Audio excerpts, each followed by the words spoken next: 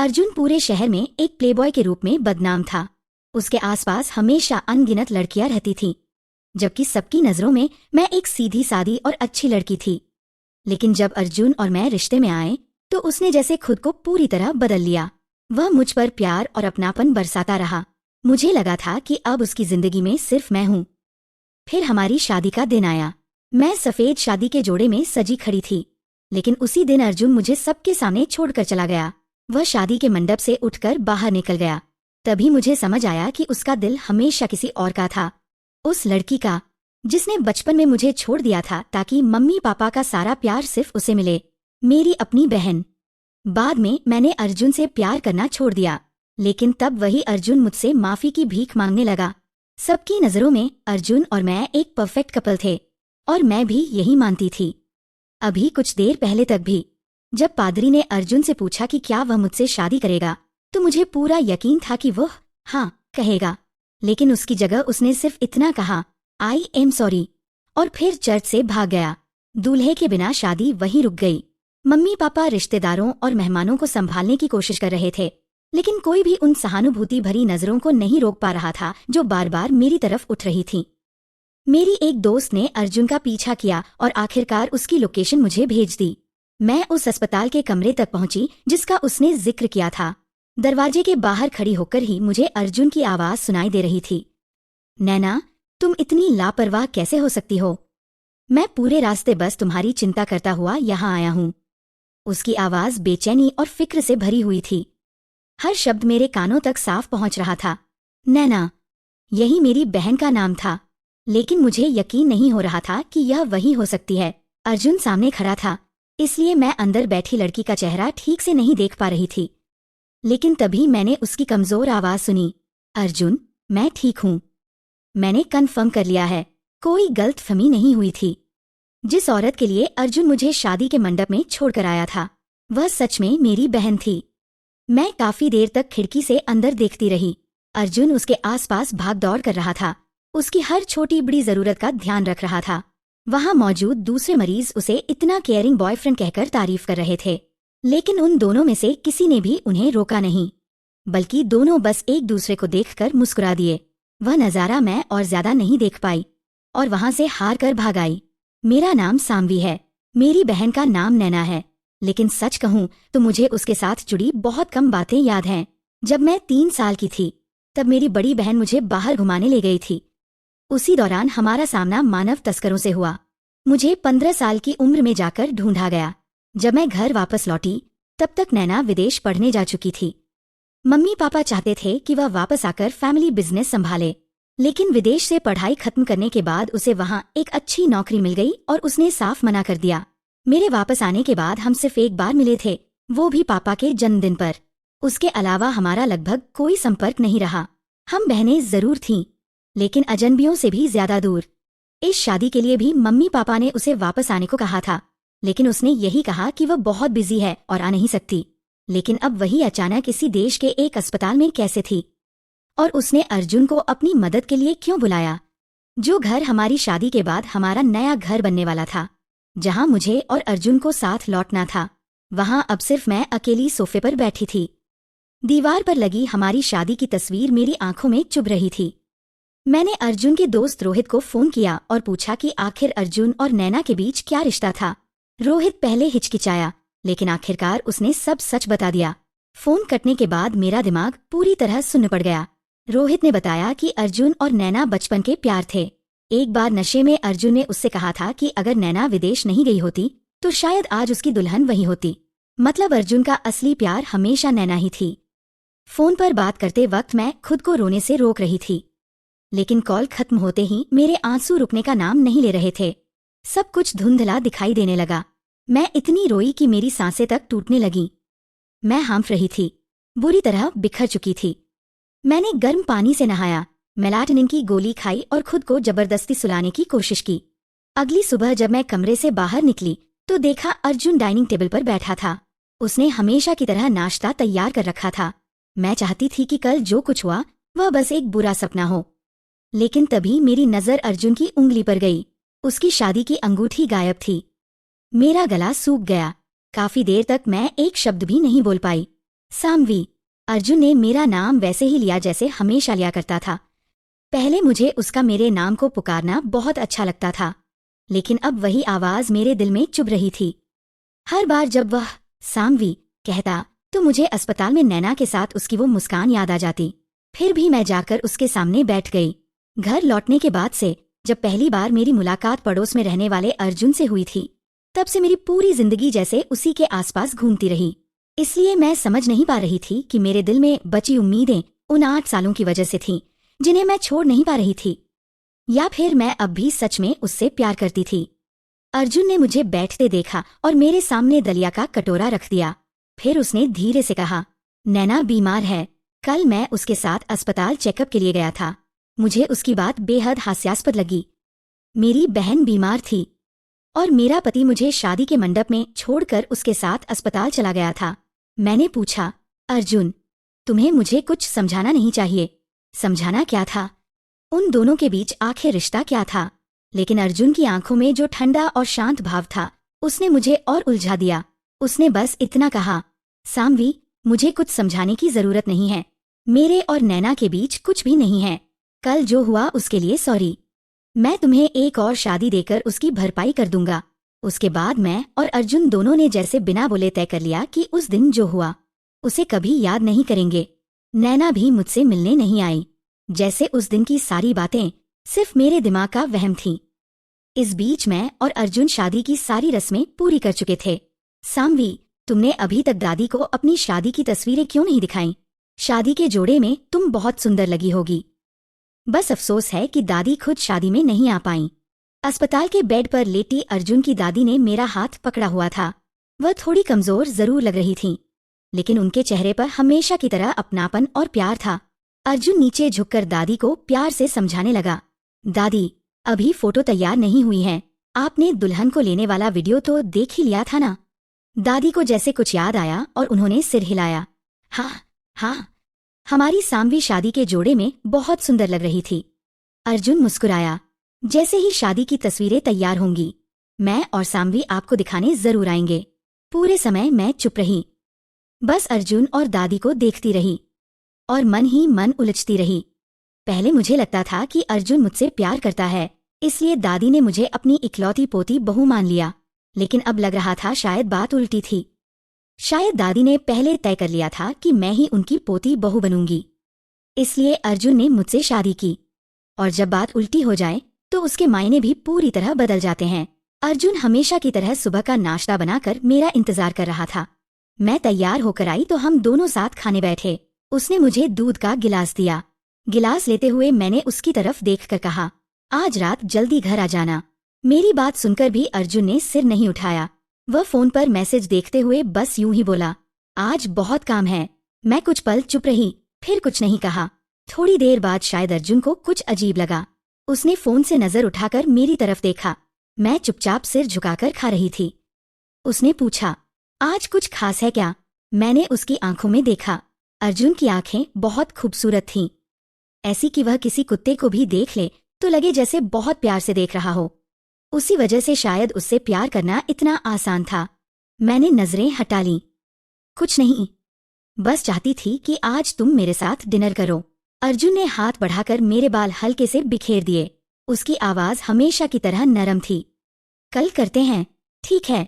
आज ये प्रोजेक्ट खत्म कर लूं, फिर पूरा दिन तुम्हारे साथ रहूंगा। ठीक है, मैंने जवाब तो दे दिया, लेकिन उसकी बात सुनकर मुझे जरा भी खुशी नहीं हुई। आज हमारी शादी की 5वीं सालगिरह थी, लेकिन लगता था अर्जुन उसे भूल चुका था। साम्वी, मुझे लगता है मैंने अभी अर्जुन को नैना के साथ देखा है। फोन पर यह बात सुनते ही मेरे हाथ से चीनी फिसल गई और काफी सारी चीनी क्रीम में गिर गई। मैंने जल्दी जल्दी उसे निकालने की कोशिश की, इससे पहले कि वो घुल जाए, लेकिन घबराहट में मेरा हाथ टेबल पर रखे पानी के गिलास से टकरा गया। गिलास नीचे गिरकर टूट गया और फर्श पर पानी फैल गया। पूरा किचन बिखर गया था। बेबस होकर मैंने पहले सफाई करनी शुरू की। जब तक सब साफ हुआ तब तक चीनी पूरी तरह क्रीम में घुल चुकी थी। घर में अतिरिक्त क्रीम भी नहीं बची थी। शायद फोन पर सुनी बात ने कुछ देर के लिए मेरा दिमाग सुन कर दिया था। मैं बाजार जाकर नई क्रीम लाना भी भूल गई। बस उसी ज्यादा मीठी क्रीम से केक बनाती रही। मैं इतनी बार केक बना चुकी थी कि अब सारे स्टेप्स बिना सोचे अपने आप होते थे। लेकिन जब मैंने केक पर छोटी सी आकृति बनाई और उसके साथ 5 लिखा, तभी जाकर दिल में हल्की सी चुभन महसूस हुई। मेरी आंखों से आंसू बहने लगे और केक पर गिरते गए। मैं अब भी अर्जुन से जुड़ी बेवकूफ़ी भरी उम्मीद पकड़े बैठी थी। मुझे लगा था कि वह बस काम में बिजी है और आज का दिन भूल गया है, लेकिन सच ये था कि वह किसी दूसरी औरत के साथ था। मैं केक को देखती रही। कोई सेलिब्रेशन नहीं हुआ। मैंने बस चाकू उठाया, अपने लिए एक टुकड़ा काटा और एक छोटा सा निवाला खाया। वह कड़वा था। इतनी सारी चीनी डालने के बाद भी इतना कड़वा कैसे हो सकता था? उस रात जब अर्जुन घर लौटा, तब तक मैं सोने की तैयारी कर चुकी थी। नहाकर आने के बाद वह मेरे पास लेट गया। उसने खुद ही मुझे अपनी बाहों में खींच लिया और अपनी ठुड्डी मेरे माथे पर टिकाई। तभी मुझे उसके शरीर से शराब और किसी औरत के परफ्यूम की खुशबू महसूस हुई। नहाने के बाद भी उसके शरीर से मिली जुली खुशबू पूरी तरह नहीं गई थी। अंधेरे कमरे में मैंने आंखें खोलकर पूछा, अर्जुन, क्या तुम अब भी मुझसे प्यार करते हो? लेकिन असल में मैं पूछना चाहती थी, क्या तुमने कभी सच में मुझसे प्यार किया भी था? मेरे सवाल से अर्जुन जैसे एक पल के लिए चौंक गया। उसका शरीर हल्का सा सख्त हो गया, लेकिन अगले ही पल वह सामान्य हो गया। उसने धीमी आवाज में पूछा, अचानक ये सब क्यों पूछ रही हो? मैं थक चुकी थी। अब मुझमें अर्जुन का ये नाटक निभाने की ताकत नहीं बची थी। मैंने धीरे से कहा, आज हमारी शादी की 5वीं सालगिरह है। मेरी बात सुनते ही अर्जुन ने मुझे छोड़ दिया। उसने तुरंत बेड साइड लैंप ऑन किया और मेरा हाथ पकड़ लिया। उसकी आंखों में अपराध बोध साफ दिख रहा था। वह धीरे से बोला, सॉरी सांवी, मैं इन दिनों काम में इतना बिजी था कि पूरी तरह भूल गया। कल मैं इसकी भरपाई कर दूंगा, ठीक है? मुझे मानना पड़ेगा, अर्जुन बहुत अच्छा अभिनेता था। पूरा दिन दूसरी औरत के साथ बिताने के बाद भी वह घर आकर एक परफेक्ट पति का रोल निभा सकता था। मैंने उसका हाथ हटा दिया, जरूरत नहीं है। लेकिन अगले दिन भी अर्जुन ने हमारी सालगिरह की कोई भरपाई नहीं की। वह फिर सुबह जल्दी निकल गया और पूरे दिन उससे संपर्क नहीं हो पाया। मैंने उसे कई बार फोन किया। जब आखिरी बार कोशिश करके हार मानने वाली थी, तभी उसने आखिरकार फोन उठा लिया। मैं खिड़की के बाहर उदास मौसम को देखते हुए बोली, अर्जुन, आज हमें दादी से मिलने जाना था। फोन के दूसरी तरफ काफी शोर था। ऐसा लग रहा था जैसे वह कहीं बाहर हो। मुझे बस उसकी टूटी फूटी आवाज सुनाई दे रही थी। कुछ देर बाद आसपास का शोर थोड़ा कम हुआ। फिर अर्जुन बोला, सांवी, तुम आज अकेले दादी से मिल लो। उन्हें बोल देना कि मैं थोड़ा बिजी हूँ, समय मिलते ही आ जाऊंगा। अर्जुन हाल में बहुत बिजी रहने लगा था। सच कहूं तो सबसे ज्यादा मैंने उससे यही सुना था, मैं थोड़ा बिजी हूँ। पहले मुझे लगता था कि वह सिर्फ मेरे लिए बिजी रहता है, लेकिन अब लग रहा था कि दादी के लिए भी। मैंने उससे ये नहीं पूछा कि आखिर वह किस काम में इतना बिजी है। मैंने बस उसकी बात मानी, फोन रखा, थोड़ा तैयार हुई और अस्पताल दादी से मिलने चली गई। दादी हमेशा मेरे साथ बहुत अच्छा व्यवहार करती थीं। इतना अच्छा कि मैंने उन्हें अपनी असली दादी जैसा मानना शुरू कर दिया था। मेरे और अर्जुन के बीच चाहे जो भी हो जाए, दादी के लिए मेरी भावनाएं कभी नहीं बदलेंगी। दादी ने एक हाथ से सेब लिया, दूसरे हाथ में कांटा उठाया, उसका छोटा टुकड़ा काटा और मेरी तरफ बढ़ा दिया। पहला टुकड़ा हमारी सांवी के लिए। मैंने मुस्कुराते हुए सेब ले लिया। दादी भी मुस्कुराई, लेकिन फिर जैसे उन्हें कुछ याद आया और उन्होंने नाराज होकर कहा, वो लड़का फिर किस काम में बिजी है? अपनी दादी से मिलने तक का समय नहीं है। तुम्हें अकेले भेज दिया। मैंने कुछ जवाब नहीं दिया, बस चुपचाप सेब खाती रही। अस्पताल से बाहर निकलते ही मुझे घुटन सी महसूस होने लगी। मैं गाड़ी लेकर नहीं आई थी, इसलिए सोचा आसपास थोड़ा पैदल घूम लूं। लेकिन ज्यादा दूर नहीं गई थी कि मुझे 2 परिचित चेहरे दिखाई दिए। मैंने एक नजर में पहचान लिया। वो अर्जुन और नैना थे। दोनों साथ साथ डूबते सूरज के नीचे चल रहे थे। नैना कभी खुशी से उछलकर अर्जुन के कंधे पर हाथ मारती, कभी रास्ते के नजारों के बारे में उससे हंसते हुए बातें करती, और मैं उन राह चलते लोगों की तरह जो उन्हें देखकर कहते कि दोनों कितने अच्छे लगते हैं, बस उनकी दूर जाती परछाइयों को देखती रह गई। कुछ दिनों बाद मैंने नैना को फिर देखा, इस बार उसी घर में जहां मैं और अर्जुन साथ रहते थे। वह खुद मुझसे मिलने आई थी, लेकिन मुझे हैरानी नहीं हुई। हम दोनों को बहुत पहले ही मिल लेना चाहिए था। बस हम दोनों में से कोई पहले सब्र खोने का इंतजार कर रहा था। और आखिरकार नैना हार गई। मैंने उसे घर के अंदर आने दिया। वह धीरे धीरे पूरे घर में घूमती रही। फिर उसकी नजर मास्टर बेडरूम में लगी मेरी और अर्जुन की शादी की तस्वीरों पर पड़ी। वह काफी देर तक उन्हें देखती रही, फिर मुड़कर मेरी तरफ देखा। सामवी, उस दिन मैंने तुम्हें देख लिया था। मुझे बिल्कुल हैरानी नहीं हुई। उस दिन नैना खुशी से उछल कूद कर रही थी, जबकि अर्जुन की पीठ मेरी तरफ थी। जब वह सीधे अर्जुन की तरफ देख रही थी, तब मुझे देख लेना बिल्कुल स्वाभाविक था। मैं चुप रही तो नैना कुर्सी खींचकर बैठ गई। उसने हाथ पर ठुड्डी टिकाई और ऊपर देखकर धीमी आवाज में कहा, तुम्हारा पति तुम्हें शादी के दिन छोड़कर दूसरी औरत के साथ चला गया और फिर सालगिरह पर भी उसी के साथ घूमता रहा। छोटी बहन, तुम्हारी सहन शक्ति की तारीफ करूं। मैं ऊपर खड़ी होकर उसे देख रही थी। तुम कहना क्या चाहती हो? नैना ने मेरी तरफ देखा। पता नहीं क्यों, लेकिन उसे मेरा चेहरा बहुत मजेदार लग रहा था। वह सच में मुस्कुराई और बोली, तुम जानती हो मैं अचानक वापस क्यों आई? मुझे नहीं पता था। मैं और अर्जुन 5 साल से रिश्ते में थे और नैना को हमेशा से सब पता था। अगर वह सच में अर्जुन से प्यार करती थी तो इन 5 सालों में कभी सामने क्यों नहीं आई? वह सिर्फ हमारी शादी के दिन ही क्यों लौटी? नैना का चेहरा अचानक ठंडा हो गया। उसकी आवाज बर्फ जैसी सख्त थी। तुम तो मम्मी पापा की असली बेटी भी नहीं हो। जिस दिन तुम वापस आई, उसी दिन मुझे विदेश भेज दिया गया।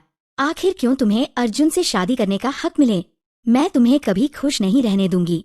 उसकी बातें सुनकर मुझे यकीन ही नहीं हुआ। मेरे पैरों से जैसे ताकत निकल गई। मैंने खुद को संभालने के लिए जल्दी से टेबल पकड़ लिया। क्या? तुमने अभी क्या कहा? मेरी आवाज कांप रही थी। क्या कहा मैंने? मेरी हालत देखकर नैना और भी खुश हो गई। वह इतनी जोर से हंसने लगी कि उसका पूरा शरीर कांपने लगा, जैसे हवा में हिलता हुआ कोई फूल। मैं सुन्न होकर उसे देखती रही। वह काफी देर तक हंसती रही, फिर उसकी बर्फ जैसी ठंडी आवाज मेरे कानों में पड़ी। तब मैंने जानबूझकर तुम्हें मेले में छोड़ दिया था। क्या तुम्हें सच में लगता है कि मम्मी पापा को इस बात का पता नहीं था? उन्होंने तुम्हारे लिए खुद को दोषी महसूस किया, इसलिए मुझे विदेश भेज दिया और अर्जुन भी तुम्हारे लिए मुझसे छीन लिया। उस पल नैना मुझे इंसान नहीं, किसी शैतान जैसी लगी। उसका हर शब्द मेरी हिम्मत तोड़ रहा था। मैं लड़खड़ाकर पीछे दीवार से टकराई। दोनों हाथों से खुद को संभाल कर खड़ी रही ताकि बेइज्जती और टूटन के बीच जमीन पर गिर न पड़ूं। नैना फिर बोली, वैसे भी अर्जुन और मैं बचपन से साथ बड़े हुए हैं। अगर मुझे जबरदस्ती विदेश नहीं भेजा जाता और हमारा संपर्क नहीं टूटता, तो क्या तुम्हें सच में लगता है कि तुम्हें कभी मौका मिलता? नैना खड़ी हो गई। उसकी आंखों में नफरत साफ दिख रही थी। तुम बचपन से ही मुझे नापसंद थीं और आज भी हो। बस करो। पता नहीं अचानक मेरे अंदर कहां से ताकत आ गई। मैं सीधा उसकी तरफ भागी और दोनों हाथों से उसे जोर से धक्का दे दिया। वह पीछे कई कदम लड़खड़ाई और फिर संतुलन बिगड़ने की तरह जमीन पर गिर गई। मैं कुछ समझ पाती उससे पहले किसी ने मुझे जोर से खींचकर पीछे कर दिया। मैंने देखा, अर्जुन तेजी से मेरे पास से निकलकर नैना के पास गया। वह झुककर उसे अपनी बाहों में उठा चुका था। नैना उसके सीने से लगी हुई थी और दर्द से अपना पेट पकड़ रही थी। वो दृश्य मेरी आंखों में चुभ गया। दर्द हो रहा है, बच्चा। मैंने नैना की टूटी हुई आवाज सुनी। फिर अर्जुन की घबराई हुई आवाज आई, नैना, डर मत। मैं अभी तुम्हें अस्पताल ले जा रहा हूँ। अर्जुन ने मेरी तरफ ठीक से देखा तक नहीं। वह जल्दी जल्दी नैना को उठाकर कमरे से बाहर जाने लगा, लेकिन जैसे ही वह मेरे पास से गुजरा, मैंने अचानक उसका हाथ पकड़ लिया। मैं उसकी तरफ देखकर ये जानना चाहती थी कि जो मैंने अभी सुना, क्या वो सच था? लेकिन मेरे कुछ बोलने से पहले ही अर्जुन बोल पड़ा, सामवी, तुम इतनी बदल कैसे गई? नैना प्रेग्नेंट है। चाहे तुम कितनी भी गुस्से में हो, तुम्हें उसे धक्का नहीं देना चाहिए था। ये हत्या है। उसने झटके से मेरा हाथ छुड़ा दिया। मेरा संतुलन बिगड़ गया। मैं कुर्सी से टकराकर जमीन पर गिर पड़ी और बस देखती रह गई। अर्जुन नैना को अपनी बाहों में उठाए बिना पीछे मुड़े चला गया।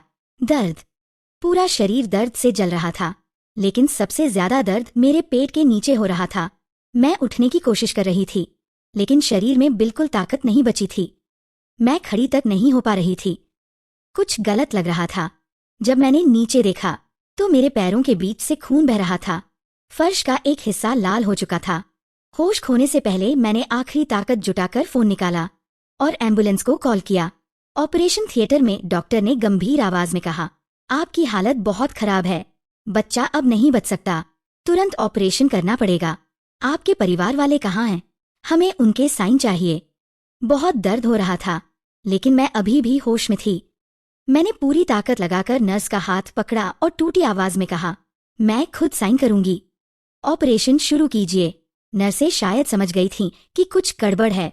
थोड़ी देर आपस में बात करने के बाद एक नर्स ने पूछा, क्या अभी आपका दिमाग पूरी तरह ठीक से काम कर रहा है? मैंने सिर हिलाया। हाँ, मैं पूरी तरह होश में हूँ। मैं साइन करूंगी। अगर कुछ हुआ तो उसकी जिम्मेदारी मेरी होगी। डॉक्टर जल्दी से बोले, समय नहीं है, इन्हें साइन करने दीजिए, हमें तुरंत ऑपरेशन करना होगा। नर्स ने जल्दी से मेरे हाथ में पेन पकड़ा दिया। मैंने कांपते हाथों से साइन कर दिए। उसके बाद डॉक्टर ने मुझे बेहोशी की दवा दी। धीरे धीरे मेरे शरीर की संवेदनाएं खत्म होने लगीं। लेकिन अजीब बात यह थी कि दवा देने के बाद भी मुझे बहुत दर्द हो रहा था। ऐसा दर्द जो हड्डियों तक उतर जाए। जब मैं दोबारा जागी, डॉक्टर ने कहा, प्रेगनेंसी बच नहीं सकी। क्या कोई पति या परिवार वाला है जिन्हें हम खबर दें? आज से पहले मुझे खुद भी नहीं पता था कि मैं प्रेग्नेंट थी। डॉक्टर की बात सुनकर मेरी नजर अपने अब भी सपाट पेट पर चली गई। और अजीब बात यह थी कि मुझे उतना दुख नहीं हुआ जितना होना चाहिए था। लोग मुझे बेरहम कह सकते हैं, पत्थर दिल भी, लेकिन मेरे लिए वो 2-3 महीने का बच्चा अभी सिर्फ शरीर का एक हिस्सा था। और वैसे भी उसे मैंने नहीं मारा था, उसके पिता ने मारा था। मैंने सामने खड़े युवा डॉक्टर की तरफ देखा और पूछा, मुझे अस्पताल से कब छुट्टी मिलेगी? शायद डॉक्टर ने महसूस कर लिया था कि मैं उनके सवाल का जवाब नहीं देना चाहती, इसलिए उन्होंने ज्यादा जोर नहीं दिया। उन्होंने कहा, अभी थोड़ा समय लगेगा। मैं कबीर हूँ, आपका डॉक्टर। अगर किसी चीज की जरूरत हो तो मुझे बता दीजिए। मैंने उन्हें धन्यवाद कहा। फिर धीरे से बोली, डॉ कबीर, मेरे लिए एक केयरटेकर का इंतजाम कर दीजिए। कबीर कुछ पल के लिए चुप रह गए। शायद उन्हें समझ नहीं आया क्या कहें। मुझे लगा शायद उन्हें पैसों की चिंता है। मैंने तुरंत कहा, पैसों की चिंता मत कीजिए, मैं अभी ऑपरेशन का बिल भर सकती हूँ। कबीर ने हल्के से सिर खुजलाया। बात पैसों की नहीं है, आपको केयरटेकर चाहिए ना? मैं किसी अच्छे इंसान को ढूंढ देता हूँ। मैंने फिर उन्हें धन्यवाद कहा। मुझे लगभग समझ आ गया था कि कबीर इतने हैरान क्यों थे। शायद उनके छोटे से मेडिकल करियर में उन्होंने पहली बार किसी औरत को बच्चा खोने के बाद इतना शांत देखा था।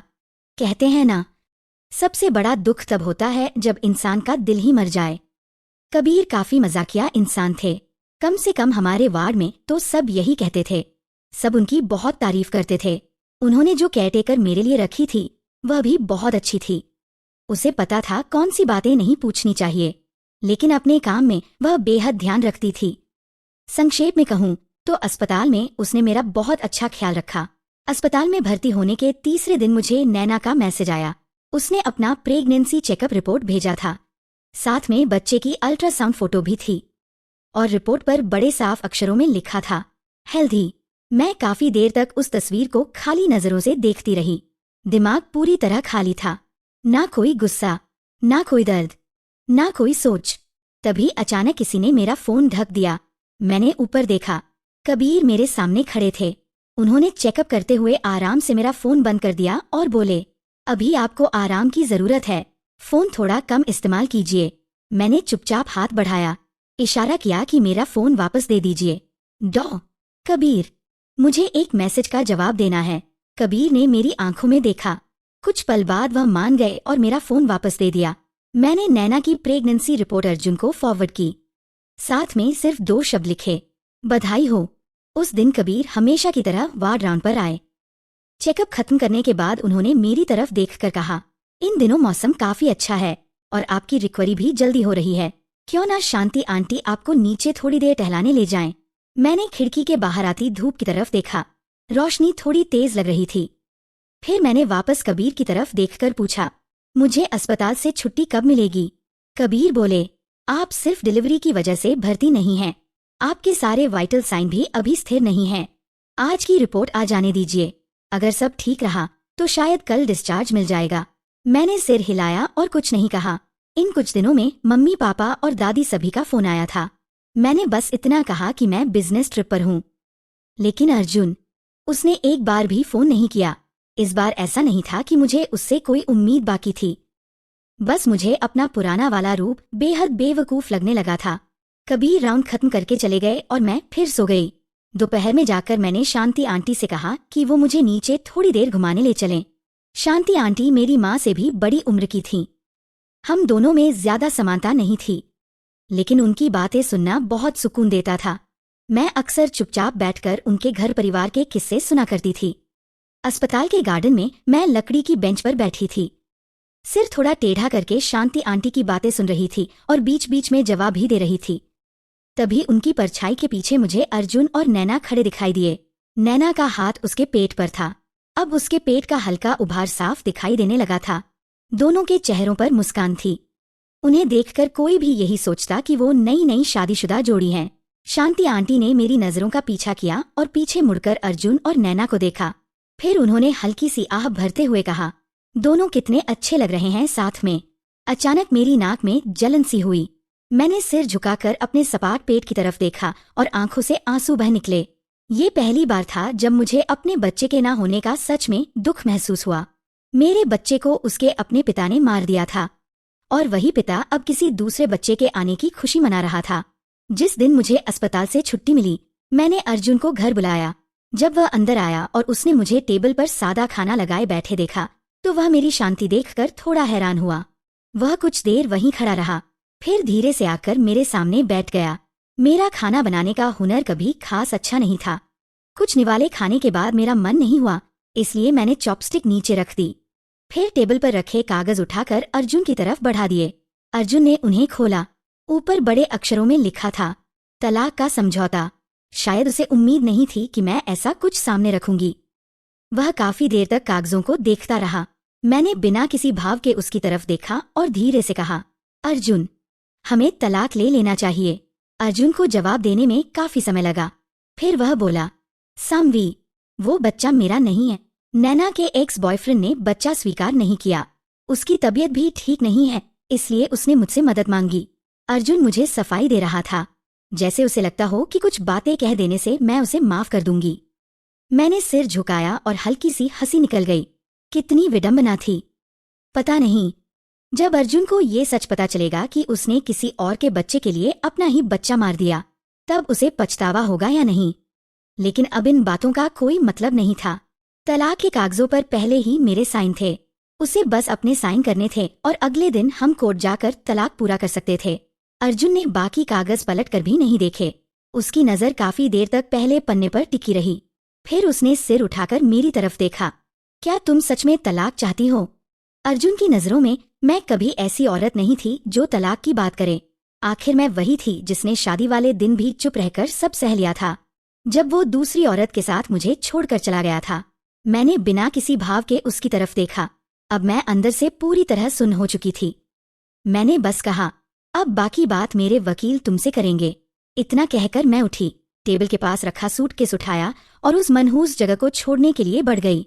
लेकिन अगले ही पल अर्जुन ने आगे बढ़कर मेरा सूटकेस पकड़ लिया। सामवी, बच्चों जैसी जिद मत करो। हम अब बच्चे नहीं हैं। दादी अभी भी अपने पड़पोते को गोद में लेना चाहती हैं। उसकी बात सुनकर मैं हंस पड़ी।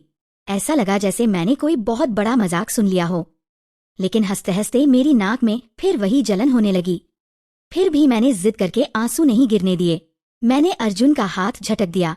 अर्जुन, आज से ज्यादा साफ दिमाग मेरा कभी नहीं था। और सुन लो, अब मैं तुमसे प्यार नहीं करती। अर्जुन ने मुझसे थोड़ा समय मांगा। उसने कहा कि फिलहाल दादी को हमारे तलाक के बारे में ना बताया जाए और हम पहले की तरह हर हफ्ते उनसे मिलने चलते रहें। दादी के लिए मेरी भावनाएं तलाक से नहीं बदलने वाली थीं, इसलिए मैंने हामी भर दी। लेकिन जब इस हफ्ते हम हमेशा की तरह दादी से मिलने अस्पताल पहुंचे, तो वहां कमरे में पहले से नैना मौजूद थी। दादी ने लगभग उसे बचपन से बड़ा होते देखा था, फिर भी ना जाने क्यों वो हमेशा उसके प्रति थोड़ी ठंडी ही रहती थी। मुझे देखते ही नैना मुस्कुराते हुए मेरे पास आई और मेरा हाथ पकड़कर बोली, अरे सामवी आ गई। मैं अभी दादी से तुम्हारे बारे में ही बात कर रही थी। मैंने तुरंत अपना हाथ उसकी पकड़ से छुड़ा लिया और सीधे दादी के पास चली गई। मेरे आते ही दादी पूरी तरह मुझसे बातें करने में लग गईं। उन्होंने जैसे अर्जुन और नैना को पूरी तरह भूल ही गईं। दोनों एक तरफ अजीब सी हालत में खड़े थे, बीच में कुछ बोल भी नहीं पा रहे थे। कुछ देर बाद नैना ने धीरे से अर्जुन से कुछ कहा। फिर अर्जुन कमरे से बाहर चला गया और वहां सिर्फ हम तीनों रह गए। दादी और मैंने एक साथ सिर उठाकर अर्जुन के जाने की तरफ देखा। नैना मुस्कुराई और बोली, अर्जुन दादी के लिए फल लेने गया है। दादी का चेहरा तुरंत सख्त हो गया। वो तुम्हारे जीजा है। बचपन में चाहे कितने भी करीब रहे हो, तुम्हें उन्हें इतने कैजुअली नहीं बुलाना चाहिए। नैना ने मुंह पर हाथ रखकर नकली हैरानी दिखाई। अरे, क्या मुझे गलत याद है? क्या साम्वी और अर्जुन का तलाक नहीं हो गया? नैना, बस करो। जैसे ही उसने बोलना शुरू किया, मैंने उसे रोकने की कोशिश की, लेकिन मैं देर कर चुकी थी। उसके हर शब्द दादी तक पहुंच चुके थे। नैना ये सब जानबूझकर कर रही थी। मुझे इतना गुस्से में देखकर दादी ने जल्दी से मेरा हाथ पकड़ लिया। साम्वी, ये खांसी सच नहीं है ना? तुम और अर्जुन तलाक कैसे ले सकते हो? दादी अचानक घबराकर लगातार खांसने लगी। मुझे डर लगा कि उनकी तबीयत और बिगड़ जाएगी। मैंने तुरंत उनका हाथ कसकर पकड़ा और जल्दी से बोली, नहीं दादी, बिल्कुल नहीं। मैं और अर्जुन तलाक नहीं ले रहे। लेकिन जैसे ही मैंने उनका हाथ पकड़ा, उनकी नजर मेरी उंगली पर चली गई। मेरी शादी की अंगूठी गायब थी। उन्होंने कांपती उंगली से मेरी खाली उंगली की तरफ इशारा किया। साम्वी, तुम्हारी अंगूठी कहाँ है? मेरा चेहरा थोड़ा बदल गया। मैंने नजरें चुराकर कहा, मैं पहनना भूल गई। दादी ने तुरंत मेरा झूठ पकड़ लिया। अगले ही पल उन्हें जोर जोर से खांसी आने लगी। बेड के पास लगी मशीन अचानक तेज आवाज में बीप करने लगी। उसकी आवाज इतनी तीखी थी कि मेरा दिमाग सुन्न पड़ गया। मुझे बस डॉक्टरों और नर्सों के भागते हुए कदमों की आवाज सुनाई दे रही थी। सब लोग उन्हें बचाने के लिए भाग दौड़ कर रहे थे। अर्जुन भी उसी समय लौट आया। वह मुझे धक्का देकर सीधे दादी के पास पहुंच गया। मैं वहीं जड़ बनकर खड़ी रह गई। वह झुककर बार बार दादी को आवाज दे रहा था। फिर दादी को जल्दी से ऑपरेशन थिएटर में ले जाया गया। मैं दीवार के सहारे खड़ी होकर ऑपरेशन थिएटर के ऊपर जल रही लाल बत्ती को खाली नजरों से देखती रही। तभी नैना मेरे पास आई। उसकी आवाज कांप रही थी, लेकिन उसमें इल्जाम भरा हुआ था। साम्वी, तुमने दादी को अपने तलाक के बारे में क्यों बताया? तुम जानती हो ना, उनकी तबीयत इतनी अच्छी नहीं है कि वो ये सब सह पाएं। मैंने उसकी तरफ देखा। दादी को अचानक इमरजेंसी में जाते देखकर मेरा दिमाग अभी भी सुन्न था। मुझे खुद का बचाव करना तक याद नहीं रहा। अचानक अर्जुन तेजी से मेरी तरफ आया। उसने मेरे कंधे पकड़ लिए। उसकी आवाज बेचैनी से भरी हुई थी। साम्वी, तुमने मुझसे वादा किया था कि अभी दादी को कुछ नहीं बताओगी। उन्होंने हमेशा तुम्हें इतना प्यार दिया है। अगर उन्हें कुछ हो गया तो क्या तुम खुद को कभी माफ कर पाओगी? मैं उसकी पकड़ के लिए तैयार नहीं थी। उसके धक्के से मैं पीछे लड़खड़ा गई, लेकिन तभी किसी गर्म बाहों ने मुझे संभाल लिया। मैंने ऊपर देखा। वो कबीर थे। मुझे सीधा खड़ा करने के बाद उन्होंने बहुत सभ्यता से मेरा हाथ छोड़ दिया।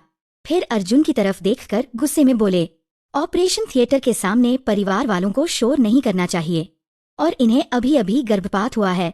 ये आपकी धक्का मुक्की सह नहीं सकती। कबीर की बात सुनते ही अर्जुन जम गया। उसने हैरानी से मेरी तरफ देखा, लेकिन मैं बस ऑपरेशन थिएटर के बंद दरवाजों को देखती रही। मन ही मन बस एक ही प्रार्थना कर रही थी। ऑपरेशन थिएटर की लाल बत्ती पूरी रात जलती रही। सुबह होने पर जाकर वो हरी हुई। डॉक्टर मुस्कुराते हुए बाहर आए और बोले, ऑपरेशन सफल रहा, मरीज अब सुरक्षित हैं। मैंने लंबी सांस छोड़ी। पूरी रात जो डर दिल में दबा हुआ था, वो आखिर थोड़ा हल्का हुआ। डॉक्टर बाकी बातें समझाकर चले गए। तभी मेरी नजर नैना पर पड़ी। वह थोड़ी घबराई हुई लग रही थी। असल में घबराना तो उसे चाहिए था। दादी को होश आने के बाद सबसे पहले अर्जुन को सारी सच्चाई पता चली। जब अर्जुन ने सच सुना तो वह नैना को ऐसे देखने लगा जैसे उसकी पूरी दुनिया टूट गई हो। वह काफी देर तक कुछ बोल ही नहीं पाया, लेकिन मुझे अब उनकी बातों से कोई मतलब नहीं था। मैंने दादी को सुलाया और चुपचाप कमरे से बाहर निकल गई। अर्जुन जल्दी जल्दी कदम बढ़ाकर मेरे पीछे आया और मुझे रोक लिया। उसकी आवाज में बेचैनी थी। क्या ये सच है कि हमारा बच्चा था? मैंने हल्का सा सिर घुमाकर देखा। नैना कोने में छिपकर खड़ी थी।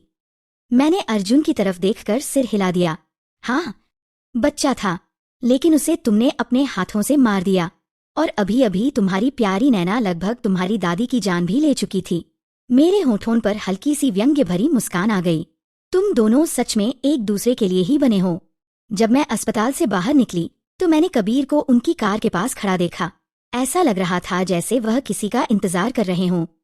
मुझे देखते ही वो सीधे मेरी तरफ चले आए, लेकिन उनकी नजर बार बार मेरे पीछे जा रही थी। मैंने मुड़कर देखा। अर्जुन भी मेरे पीछे अस्पताल से बाहर आया था। हालांकि इस बार वह ज्यादा करीब नहीं आ रहा था। वह हमसे थोड़ी दूरी बनाकर चल रहा था। वह हमें बहुत सावधानी से देख रहा था। मैंने कबीर की तरफ देखकर पूछा, डॉ कबीर, आपको कुछ काम था? कबीर काफी देर तक अर्जुन को ध्यान से देखते रहे।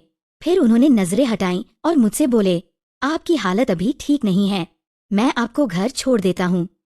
मैंने कबीर की तरफ देखा। उन्होंने अपना सफेद डॉक्टर वाला कोट उतार दिया था और अब कैजुअल कपड़ों में थे।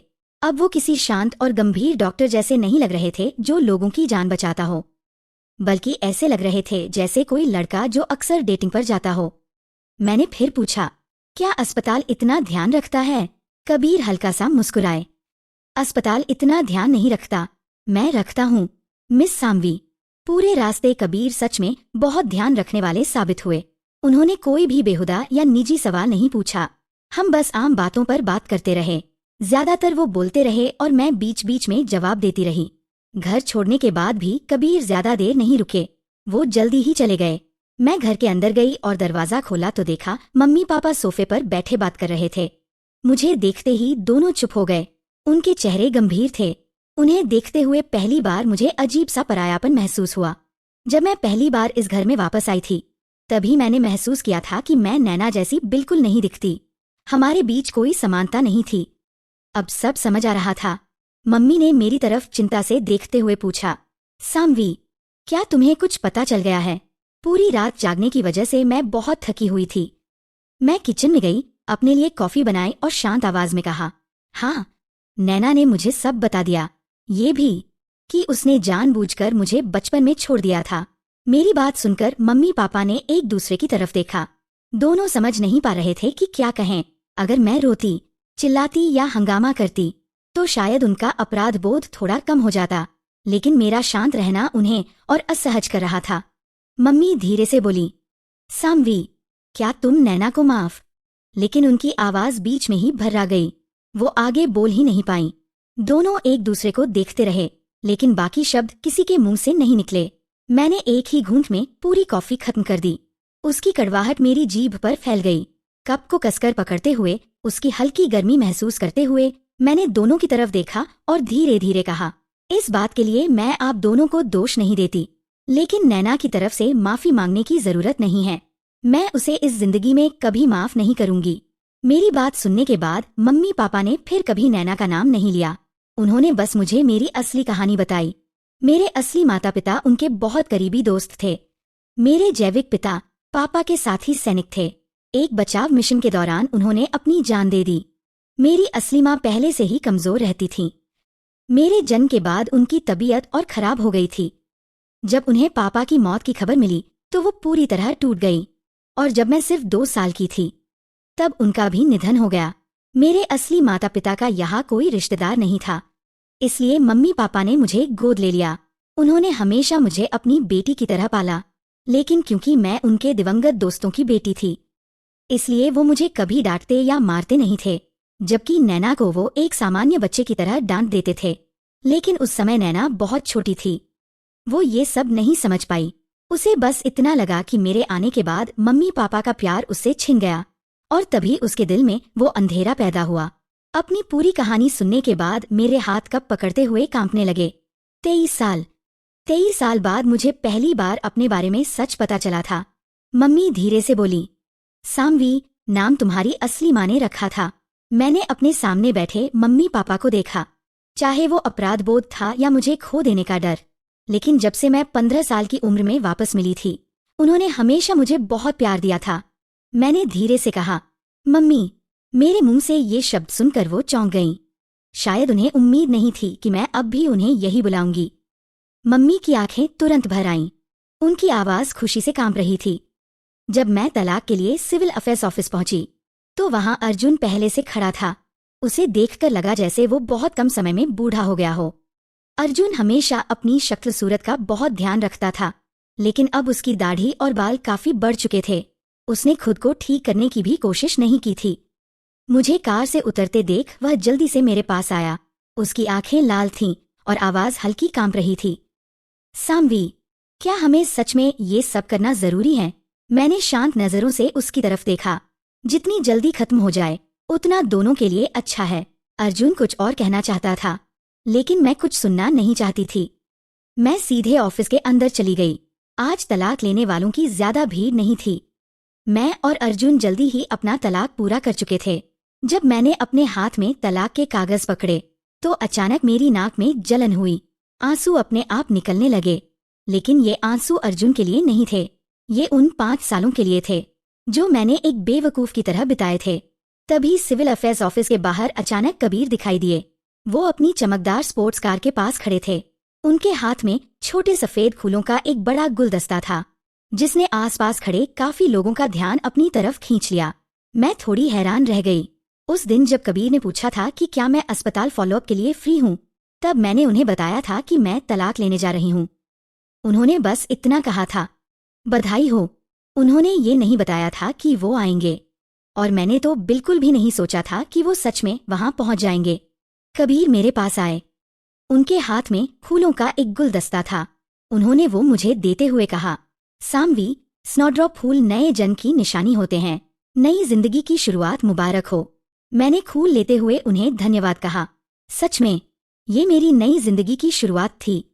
अर्जुन अब तक अपने जज्बात दबाकर खड़ा था, लेकिन जैसे ही उसने कबीर को देखा उसका कंट्रोल टूट गया। वो मुझे धक्का देकर सीधे कबीर के पास पहुंचा। उसने कबीर का कॉलर पकड़ लिया और सीधे उनके चेहरे पर मुक्का मार दिया। सब कुछ इतना अचानक हुआ कि मुझे संभलने में थोड़ा वक्त लगा। जब तक मुझे होश आया तब तक कबीर भी अर्जुन के चेहरे पर जोरदार मुक्का मार चुके थे। दोनों के होंठ तुरंत सूज गए और नीले पड़ने लगे। अर्जुन ने मुंह के किनारे से निकला खून पोंछा, फिर मेरी तरफ देखकर कबीर की तरफ उंगली उठाई और ऊंची आवाज में बोला, सामवी, क्या तुम मुझे इसकी वजह से तलाक दे रही हो? कबीर अर्जुन से लंबे थे। वो सीधा खड़े होकर उसे ऊपर से तिरस्कार भरी नजरों से देख रहे थे। फिर ठंडी आवाज में बोले, तुम्हें खुद नहीं पता कि सामवी तुम्हें तलाक क्यों दे रही हैं? घटिया इंसान। मुझे सच में समझ नहीं आ रहा था कि अर्जुन आखिर करना क्या चाहता है। अब तक वो सिर्फ दादी की वजह से तलाक नहीं ले रहा था, और अब जब मैं खुद तलाक ले रही थी तो यही तो वो चाहता था, है ना? सड़क किनारे तमाशा देखने वालों की भीड़ बढ़ती जा रही थी। मैं किसी गॉसिप का हिस्सा नहीं बनना चाहती थी, इसलिए बिना किसी को जवाब दिए मैं मुड़ी और कार में जाकर बैठ गई। उन दोनों को वहीं छोड़कर मैं चली गई। शायद अर्जुन सच में पागल हो चुका था। तलाक के बाद से वो हर दिन मेरे घर आने लगा। इतना समय तो उसके पास हमारी शादी के दौरान भी नहीं था। ऐसा लग रहा था जैसे उसकी कंपनी बंद होने वाली हो और उसके पास दुनिया भर का खाली वक्त हो। उस दोपहर मैं बाहर निकलने ही वाली थी कि अर्जुन फिर दरवाजे पर आ गया। उसके हाथ में कॉन्सर्ट की टिकटें थीं। वो बोला, सामवी, ये तुम्हारे पसंदीदा सिंगर का कॉन्सर्ट है, आज रात चलते हैं। मैंने सिर घुमाकर टिकटों की तरफ देखा। मेरे चेहरे पर खुशी का कोई निशान नहीं था। मैंने सपाट आवाज में कहा, मुझे ये सिंगर कभी पसंद नहीं था। अर्जुन को जैसे यकीन ही नहीं हुआ। कैसे? स्कूल के समय हम हमेशा इसके कॉन्सर्ट में जाते थे। मैंने शांत आवाज में कहा, वो तुम्हारा और नैना का पसंदीदा सिंगर था। मुझे लगा था कि तुम्हें वो पसंद है, इसलिए मैंने खुद को भी उसका फैन बना लिया। अर्जुन के साथ कोई समानता हो, इसलिए मैंने उस सिंगर के बारे में सब कुछ सीख लिया था। उस समय जब मैंने नैना की सोशल मीडिया पोस्ट्स देखी थी तब मैं मुस्कुराकर अर्जुन से बोली भी थी, कितना अजीब इत्तेफाक है ना, हम तीनों की पसंद एक जैसी है। अब पीछे मुड़कर देखती हूँ तो खुद पर हंसी आती है। मैं कितनी बेवकूफ थी। अच्छा हुआ समय रहते मेरी आंखें खुल गईं। अब जब मैं अर्जुन को देखती हूँ तो वो मुझे रास्ता रोकने वाले किसी परेशान करने वाले कुत्ते जैसा लगता है। लेकिन अर्जुन अभी भी मुझे छोड़ना नहीं चाहता था। वो आगे बढ़ा और मेरा हाथ पकड़ लिया। उसकी पकड़ बहुत कसकर थी। सामवी, क्या तुम मुझे माफ नहीं कर सकती? मुझे सच में नहीं पता था कि नैना ऐसी इंसान है। उसने लगभग दादी को मार ही दिया था। मैंने उससे सारे रिश्ते तोड़ दिए हैं। उसकी आवाज हल्की कांप रही थी, लेकिन उसे इस हालत में देखकर भी मेरे दिल में ना दया आई ना संतोष। मैंने बस पूछा, फिर? अर्जुन मेरे सवाल से थोड़ा उलझ गया। कुछ पल तक वो चुप खड़ा रहा। मैंने उसकी आंखों में देखकर एक एक शब्द साफ आवाज में कहा, फिर क्या हमारा बच्चा वापस आ जाएगा? अर्जुन चुप रहा। असल में उसके पास कोई जवाब था ही नहीं। उसकी पकड़ धीरे धीरे ढीली पड़ गई। वो थोड़ा पीछे हटता हुआ सा लगा।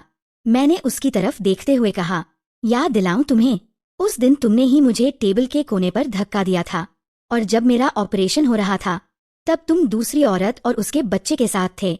मैं रुक नहीं रही थी। हर शब्द सीधे अर्जुन के सबसे गहरे जख्म पर लग रहा था। मुझे हमेशा से पता था कि अर्जुन बच्चों को कितना पसंद करता है। वो हमेशा अपना बच्चा चाहता था। ये पहली बार था जब मैंने हमारे बच्चे की बात इतने सीधे तरीके से उससे कही थी। मैं अकेली ये दर्द क्यों सहती?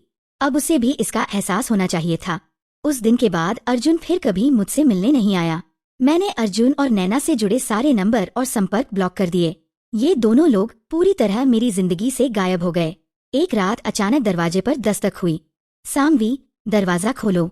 मैंने दरवाजा खोला तो सामने कबीर खड़े थे। उनके हाथ में एक केक था।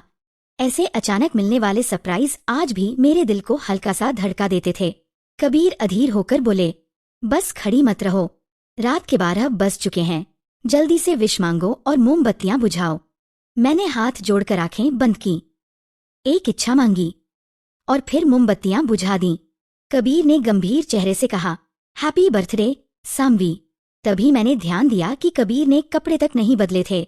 वो सीधे अस्पताल से अपने सफेद डॉक्टर वाले कोट में आए थे। उनके माथे पर हल्का पसीना था। सांस भी थोड़ी तेज चल रही थी। साफ था कि वो जल्दी जल्दी यहाँ पहुंचे थे। मेरी चुप्पी देखकर कबीर ने पूछा, सामवी, क्या विश मांगी? मैंने रोशनी में चमकती उनकी आंखों की तरफ देखा और धीरे से कहा, सामवी, अब खुद के लिए जिएगी। 15 साल की उम्र तक सामवी दूसरों के मूड देखकर जीती रही। 15 से 25 साल तक वो सिर्फ अर्जुन के लिए जीती रही। लेकिन 26 साल की सामवी अब नहीं थी। अब सामवी सिर्फ अपने लिए जिएगी। कबीर मुस्कुराए, अब सामवी सिर्फ सामवी रहेगी। जब मैं कबीर को नीचे छोड़ने गई तो सीढ़ियों के पास अर्जुन खड़ा दिखाई दिया। उसके हाथ में भी एक केक था। मैंने तुरंत पहचान लिया कि वो मेरी पसंदीदा बेकरी का केक था। पहले जब भी मैं अर्जुन से केक लाने को कहती थी, वो जरूर लाता था। लेकिन मुझे स्ट्रॉबेरी पसंद होने के बावजूद वो हमेशा मैंगो फ्लेवर का केक लाता था, क्योंकि मैंगो केक नैना का पसंदीदा था। अर्जुन ने मुझे कबीर के साथ देखा तो उसकी आंखें गहरी हो गईं। लेकिन इस बार सिविल ऑफिस वाले दिन की तरह उसने कोई झगड़ा नहीं किया। उसने बस केक थोड़ा ऊपर उठाया, मेरी तरफ देखते हुए बोला, सामवी, मेरा कोई गलत इरादा नहीं है। मैं बस तुम्हें जन्मदिन की शुभकामनाएं देना चाहता था। मैंने केक नहीं लिया। बस सिर थोड़ा टेढ़ा करके अर्जुन के हाथ में पकड़े केक के डिब्बे को देखा और पूछा, ये स्ट्रॉबेरी केक है या मैंगो? मेरा सवाल सुनते ही अर्जुन तुरंत बोला, जैसे किसी तारीफ का इंतजार कर रहा हो, स्ट्रॉबेरी, तुम्हारा पसंदीदा स्ट्रॉबेरी केक। तो अर्जुन को हमेशा से पता था कि मुझे स्ट्रॉबेरी केक पसंद है। फिर पहले हर बार मैंगो केक लाकर वो आखिर किसे खुश करना चाहता था या किसे चोट पहुंचाना चाहता था। मैंने केक से नजर हटाकर अर्जुन की तरफ देखा, इसे वापस ले जाओ। मैं अभी थोड़ी देर पहले ही केक खा चुकी हूँ। अर्जुन ने मेरे पीछे खड़े कबीर की तरफ देखा और सावधानी से पूछा, क्या तुम दोनों अब साथ हो? कबीर तुरंत मेरे आगे आकर खड़े हो गए। उन्होंने ठंडी आवाज में कहा, ये तुम्हारा मामला नहीं है, एक सहज बैंड। इतना गंभीर माहौल होने के बावजूद भी मैं हंस पड़ी। कबीर का अर्जुन को एक सहज बैंड कहना सच में थोड़ा मजेदार था। कबीर के साथ रहते हुए मेरा मूड हमेशा अपने आप हल्का हो जाता था। उसके बाद अर्जुन पूरी तरह मेरी जिंदगी से गायब हो गया। करीब आधे साल तक मुझे उसके बारे में कोई खबर नहीं मिली। फिर अगली बार अर्जुन की खबर मुझे दादी के अंतिम संस्कार में मिली। दादी की बीमारी इतने समय से दवाइयों और मशीनों के सहारे चल रही थी। पिछली बार नैना की वजह से उनकी हालत बिगड़ने के बाद उन्हें बचा तो लिया गया था, लेकिन उनकी तबीयत लगातार कमजोर होती जा रही थी। उन 6 महीनों में मैं अक्सर उनसे मिलने जाती रही और हर बार उन्हें थोड़ा थोड़ा कमजोर होते देखती रही। मैं दादी की तस्वीर के सामने खड़ी थी। आंसू लगातार मेरे चेहरे पर बह रहे थे। कबीर मेरे बिल्कुल पास खड़े थे। उन्होंने बिना कुछ कहे बस हल्के से मेरे कंधे पर हाथ रखा, चुपचाप मुझे सहारा दे रहे थे। लेकिन जैसे ही मैंने दादी का शरीर देखा, मैं अचानक खुद को कबीर की बाहों में छिपाकर रोने लगी। मेरा पूरा शरीर कांप रहा था। इतना रो चुकी थी कि सिर भारी हो गया था और पैरों में ताकत नहीं बची थी। अर्जुन सामने खड़ा हमें देख रहा था। जब हम मेहमानों को बाहर छोड़ रहे थे, तब अर्जुन ने मुझे और कबीर को साथ चलते देखा और आवाज देकर रोक लिया। उसकी आवाज भारी और थकी हुई थी। सामवी, दादी के अंतिम संस्कार में इस तरह का व्यवहार उन्हें पसंद नहीं आता। मैं असल में अर्जुन को जवाब देना ही नहीं चाहती थी, लेकिन उस समय उसका दादी का नाम लेना मैं सहन नहीं पाई। मैंने ठंडी आवाज में कहा, दादी की तरफ से बोलने की कोशिश मत करो। उन्होंने खुद मुझसे कहा था कि वो सिर्फ मुझे खुश देखना चाहती हैं। उन्होंने कहा था कि जब मुझे सही इंसान मिल जाए तो मैं उसे उनसे मिलाने लाऊं ताकि वो हमें आशीर्वाद दे सकें। दादी के अंतिम संस्कार के कुछ समय बाद नैना मुझसे मिलने आई। मैंने उसके सपाट पेट की तरफ देखा। उसे देखकर कहीं से भी नहीं लग रहा था कि वो 7-8 महीने की प्रेग्नेंट थी। नैना ने मेरा हाथ पकड़ लिया और रोते हुए बताने लगी कि पिछले कुछ समय से उसकी जिंदगी कितनी मुश्किल हो गई है। उसने बच्चा खो दिया था और अर्जुन अब उसे पहचानने तक को तैयार नहीं था। रोते रोते वो मुझसे अर्जुन को छोड़ देने की भीख मांगने लगी। उसके मिसकैरेज की बात सुनकर भी मुझे कोई खुशी नहीं हुई, ना सुकून, ना बदला लेने की संतुष्टि, कुछ भी नहीं। मैंने बस उसकी तरफ देखकर कहा, मेरे और अर्जुन के बीच सब बहुत पहले खत्म हो चुका है। अब से सबसे अच्छा यही होगा कि तुम दोनों दोबारा कभी मेरी जिंदगी के आसपास भी नजर मत आना। फिर आधा साल और गुजर गया और इस दौरान मैं और कबीर एक दूसरे के करीब आ गए। सब कुछ बहुत स्वाभाविक तरीके से हुआ। एक दिन फिल्म देखकर घर लौटते समय हमने चलते चलते हाथ पकड़ लिया। उनकी हथेली की गर्माहट मुझे साफ महसूस हो रही थी। तभी कबीर ने मेरे कान के पास झुककर गंभीर आवाज में कहा, साम्वी, तुम्हें पता है किसी लड़के का हाथ पकड़ने का क्या मतलब होता है? मैंने जानबूझकर अनजान बनते हुए सिर हिला दिया। नहीं, कबीर मुस्कुराए। इसका मतलब है अब तुम मेरी जिम्मेदारी हो। मैंने तुरंत जवाब दिया, तो फिर मैं हाथ छोड़ देती हूँ। मैंने हाथ छुड़ाने की कोशिश की, लेकिन वो सफल नहीं हुई। कबीर की पकड़ और मजबूत हो गई। उन्होंने मुझे अपनी तरफ खींच लिया। फिर धीमे से बोले, अब बहुत देर हो चुकी है। अगली बार मुझे नैना की खबर सोशल मीडिया न्यूज से मिली। मम्मी पापा चाहते थे कि मैं कंपनी संभाल लूं, लेकिन मैंने मना कर दिया था। उसके बाद नैना कंपनी की जनरल मैनेजर बन गई। फिर मैंने कभी उसकी खबरों पर ध्यान नहीं दिया, जब तक कि इस बार उसका नाम न्यूज में नहीं दिखा। मम्मी पापा मेरे पास आए। वो अपनी सारी कंपनी के शेयर मेरे नाम करना चाहते थे, ताकि मैं कंपनी की तरफ से बात करके कोई ऐसा रास्ता निकालूं जिससे नैना जेल जाने से बच जाए। आमतौर पर कबीर बहुत शांत स्वभाव के थे। वो मम्मी पापा को हमेशा आदर से अंकल आंटी कहकर बुलाते थे, लेकिन इस बार उनका चेहरा बेहद सख्त था। उसे गोद लेने का एहसान दिखाकर उस पर दबाव डालने की जरूरत नहीं है। कबीर की आवाज ठंडी थी, लेकिन गुस्सा साफ महसूस हो रहा था।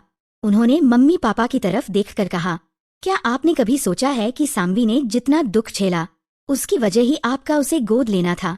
इस मामले में सीधे तौर पर मुझे गुस्सा होना चाहिए था, लेकिन उस समय कबीर मुझसे भी ज्यादा नाराज थे। जो कहना था कबीर सब कह चुके थे। मैं खड़ी हुई और इशारे से मम्मी पापा को जाने के लिए कहा। फिर शांत आवाज में बोली, मैं आपको सलाह दूंगी कि कानून को चुनौती देने की कोशिश मत कीजिए। मैं और कबीर हमारी 3री सालगिरह पर शादी के बंधन में बंध गए। उनके माता पिता मुझे बहुत प्यार करते थे। पूरी शादी की तैयारी उनके परिवार ने संभाली, लेकिन हर चीज मेरी पसंद के हिसाब से की गई। मेरे गोद लेने वाले माता पिता की तरफ से मैंने सिर्फ कुछ करीबी रिश्तेदारों को बुलाया, जो हमेशा मेरे साथ अच्छे रहे थे। अर्जुन भी आया था। मैंने उसे निमंत्रण नहीं भेजा था। उसे कहीं से खबर मिल गई थी और वो खुद ही पहुंच गया। कबीर ने पहले मुझसे पूछा, फिर उसके लिए एक सीट का इंतजाम करवा दिया। वो वैसा हैंडसम और चमकदार नहीं लग रहा था जैसा पहले हुआ करता था। बहुत साधारण कपड़ों में चुपचाप बैठा था और बस देख रहा था। जब मेरे पापा ने मेरा हाथ पकड़कर कबीर के हाथ में रखा, पुजारी ने शादी की रस्में शुरू की। पिछली शादी की यादें अभी भी मेरे दिमाग में ताजा थीं, इसलिए मैं थोड़ी घबराई हुई थी। लेकिन जैसे ही मेरी नजर कबीर की आंखों से मिली, मेरी सारी घबराहट गायब हो गई। जब पंडित जी ने कबीर से पूछा कि क्या वो इस शादी के लिए तैयार हैं, तो मैंने उनकी गंभीर आवाज सुनी, हाँ, मैं तैयार हूँ। फिर मेरी बारी आई। मैं मुस्कुराई और कहा, हाँ, मैं भी तैयार हूँ। अर्जुन की नजर से नैना के विदेश जाने के कुछ समय बाद मेरी मुलाकात साम्वी से हुई। नैना ने मुझसे कहा था कि साम्वी के वापस आने की वजह से ही उसके माता पिता ने उसे विदेश भेज दिया। मैं बचपन से नैना के साथ बड़ा हुआ था, इसलिए उसकी बात सुनकर मेरे मन में साम्वी के लिए कोई अच्छा भाव नहीं था। लेकिन हम क्लासमेट भी थे और पड़ोसी भी, इसलिए उससे पूरी तरह दूर रहना नामुमकिन था।